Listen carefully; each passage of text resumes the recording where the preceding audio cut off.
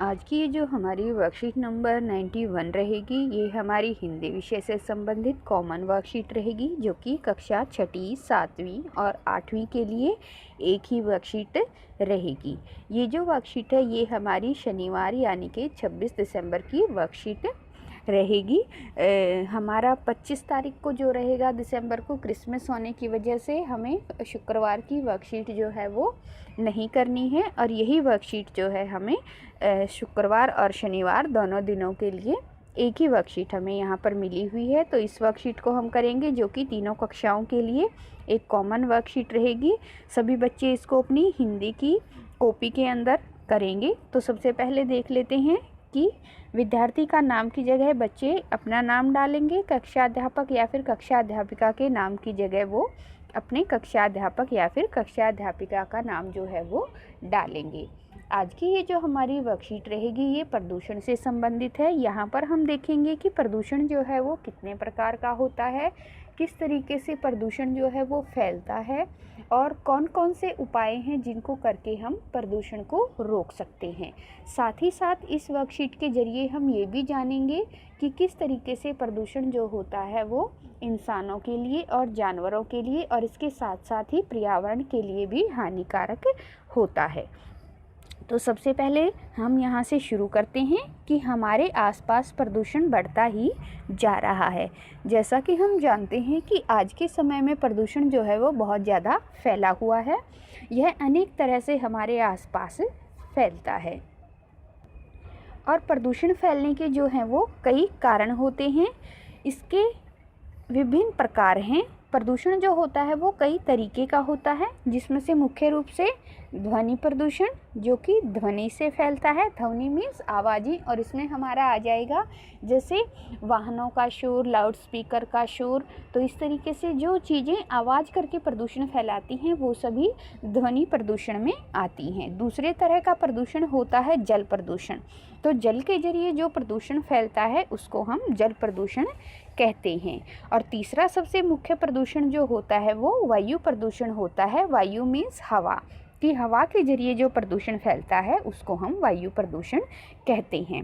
तो इस तरीके से हमने जाना कि प्रदूषण यहाँ पर हमें कितने प्रकार के बताए गए हैं। हमें 3 प्रकार के प्रदूषण के बारे में यहाँ पर बताया गया है। पहला है ध्वनि प्रदूषण, दूसरा है जल प्रदूषण, और तीसरा है वायु प्रदूषण। नीचे दी गई तस्वीरों को ध्यान से देखकर पहचानिए कि उसमें हमारे आसपास कौन सा प्रदूषण फैल रहा है। तो यहाँ पर जो हमने जानकारी पढ़ी है उसके आधार पर अब हमें नीचे कुछ तस्वीरें देखकर पता करना है कि ये किस तरीके का प्रदूषण है, जो कि यहाँ पर हमें तस्वीरों में देखने को मिल रहा है। तो सबसे पहली तस्वीर देखिए कि इसमें हमें क्या दिखाया गया है। तो इसमें देखिए कि दिख रहा है कि यहाँ पर जो बड़ी बड़ी कंपनियां हैं उनके धुएं की वजह से जो है वो प्रदूषण फैल रहा है, और इसी प्रदूषण को जब हम सांस के जरिए अपने अंदर लेते हैं तो ये हमें बहुत तरीके की बीमारियां जो है वो देता है। तो इसके अनुसार आप बताइए कि ये प्रदूषण कौन से तरीके का प्रदूषण है। ये ध्वनि प्रदूषण है, वायु प्रदूषण है, या फिर जल प्रदूषण है।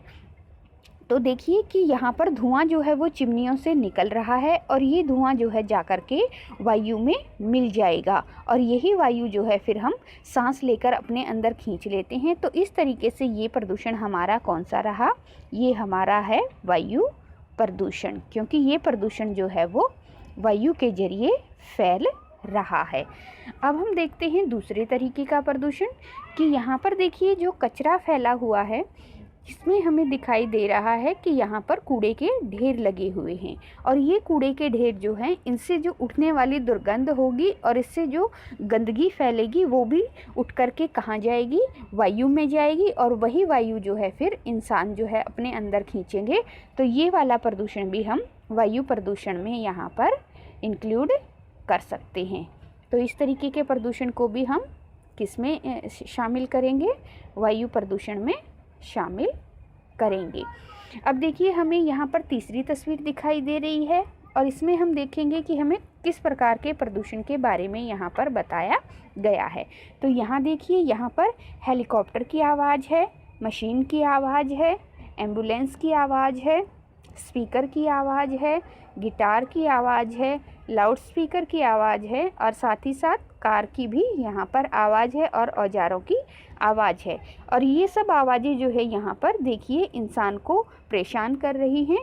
कहने का मतलब है कि ये प्रदूषण किस तरीके का प्रदूषण है, क्योंकि आप इसको सुन करके परेशान हो रहे हैं, तो ये प्रदूषण हमारा रहेगा ध्वनि प्रदूषण। तो ये जो तीसरी तस्वीर है उसमें हमें कौन से प्रदूषण को मार्क करना है, ध्वनि प्रदूषण को हमें यहाँ पर लिख देना है कि ये किस तरीके का प्रदूषण है, ये हमारा ध्वनि प्रदूषण रहेगा।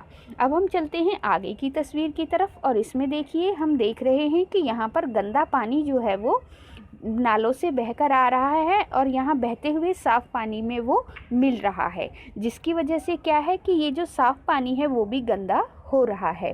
और आगे चलकर यही पानी जो है इंसान और जानवर इस्तेमाल करते हैं पीने के लिए, कपड़े धोने के लिए और सारे कामों के लिए। तो इस तरीके से ये जो प्रदूषण है इंसान को फिर इफ़ेक्टेड करता है। और क्योंकि ये प्रदूषण जल के द्वारा फैल रहा है, इसीलिए ये हमारा कौन सा प्रदूषण है, ये हमारा जल प्रदूषण है। तो यहाँ पर हम लिखेंगे जो हमारी तस्वीर नंबर 4 है उसमें हमें कौन से तरीके का प्रदूषण लिखना है, उसमें हम लिखेंगे कि ये जो है वो कौन सा प्रदूषण है, ये जल प्रदूषण है। अब हम चलते हैं अपने आगे की एक्टिविटी की तरफ और देखते हैं कि आगे हमसे क्या पूछा गया है। तो देखिए कि इनसे हमारे जीवन पर और हमारे आसपास क्या क्या बुरे प्रभाव पड़ते हैं। तो करना हमें क्या है कि हमें यहाँ पर नीचे कुछ तस्वीरें दिखाई दे रही हैं। यहाँ पर देखिए इधर, इधर, इधर और इस तरफ। तो हमें क्या करना है कि नीचे दी गई तस्वीरों को सहायता भी ले सकते हैं। हमें करना ये है कि हमें इन तस्वीरों को देखना है और उसके बाद जो है हमें ये बताना है कि इन सब से हमारे ऊपर क्या दुष्प्रभाव पड़ सकते हैं। कहने का मतलब है कि जो तस्वीरें हम देखते हैं और क्योंकि ये हमारी प्रदूषण से संबंधित वर्कशीट है, तो इसमें हमें देखना है कि इन प्रदूषण का हमारे स्वास्थ्य के ऊपर और हमारे आसपास के वातावरण के ऊपर क्या बुरा प्रभाव पड़ सकता है। तो सबसे पहली तस्वीर हमें दिखाई दे रही है कि यहाँ पर कुछ मछलियाँ जो है वो पानी के अंदर मरी हुई हैं। तो ऐसा किस लिए हुआ है? ऐसा हुआ है जल प्रदूषण की वजह से। और जल प्रदूषण की वजह से क्या होता है? जल प्रदूषण की वजह से जल प्रदूषण में जो होते हैं जल दूषित हो जाता है और जिसकी वजह से जल में रहने वाले जीव हैं वो जिंदा नहीं रह पाते। जिस तरीके से यहाँ हम देख रहे हैं कि मछलियाँ जो है वो मर रही हैं, किसकी वजह से? पानी के प्रदूषित होने की वजह से। फिर हम देखिए इस तरफ देखते हैं कि इस तस्वीर में हमें दिखाई दे रहा है कि ये व्यक्ति जो है वो छींक रहा है। और ऐसा किस लिए हुआ है? क्योंकि हमारे आसपास का वातावरण कैसा है, वो प्रदूषित है। हमें जो वायु चाहिए, जो ऑक्सीजन चाहिए, वो हम वातावरण से लेते हैं, लेकिन वायु प्रदूषण की वजह से वो कैसी है? वो प्रदूषित है। और अगर हम उस वायु को अपने अंदर लेते हैं तो हमें बहुत सी बीमारियां जो है वो घेर लेती हैं। और वायु प्रदूषण की वजह से हमारा जो इम्यून सिस्टम है, मीन्स हमारी जो रोग प्रतिरोधी क्षमता है, वो कमज़ोर हो जाती है और इस तरीके से कई बीमारियां हमें घेर लेती हैं। यहाँ पर अगली तस्वीर हम देखते हैं। यहाँ पर देखिए कि ये जो धुआं है निकल रहा है, बड़ी बड़ी कंपनियां जो हैं वो कार्य करती हैं, तो उनसे जो धुआं निकलता है वो वायु में फैलता है और उसके बाद वही वायु जो है हम अपने अंदर लेते हैं। और इस तरीके से चिमनियों के धुएं से जो वायु प्रदूषित होती है उसको लेकर इंसान जो है वो गंभीर बीमारियों से ग्रसित हो जाते हैं। और यही एक कारण है कि वातावरण जो है वो प्रदूषित हो जाता है। किसकी वजह से वातावरण प्रदूषण फैलता है? किनकी वजह से? धुएं की वजह से। बड़ी बड़ी कंपनियों से निकलने वाला धुआं जो है वो वातावरण को प्रदूषित कर देता है। और इसके नुकसान क्या क्या होते हैं? सबसे पहला नुकसान तो ये होता है कि जल में रहने वाले जीव हैं उनकी मृत्यु हो जाती है। दूसरा, हमारी इम्यून सिस्टम कमज़ोर हो जाता है। तीसरा, हमें कई तरीके की बीमारियां जो है वो घेर लेती हैं। चौथा जो रहता है वो इसका दुष्प्रभाव ये रहता है कि हमारा वातावरण जो है वो प्रदूषित हो जाता है। तो इस तरीके से ये एक्टिविटी हमारी यहाँ पर कंप्लीट हो जाती है। और हम आगे देखते हैं कि हमें आगे कौन सी एक्टिविटी अब यहाँ पर दी गई है। तो देखिए कि अब हमें पूछा गया है कि आप अपने आसपास बढ़ते हुए प्रदूषण को कैसे रोक सकते हैं, कुछ उपाय लिखिए। तो यहाँ पर हमसे पूछा गया है कि हमें कुछ ऐसे उपाय यहाँ पर लिखने हैं जिससे कि हम प्रदूषण को रोक सकें। तो इसके लिए सभी बच्चे अपनी तरफ से जो भी उनको लगता है कि वो कर सकते हैं उपाय लिखेंगे। यहाँ पर कुछ उपाय हम आपको बता देते हैं, जैसे कि पेड़ लगाकर भी हम प्रदूषण को जो है वो रोक सकते हैं। पेड़ लगाकर, वाहनों पर कंट्रोल कर,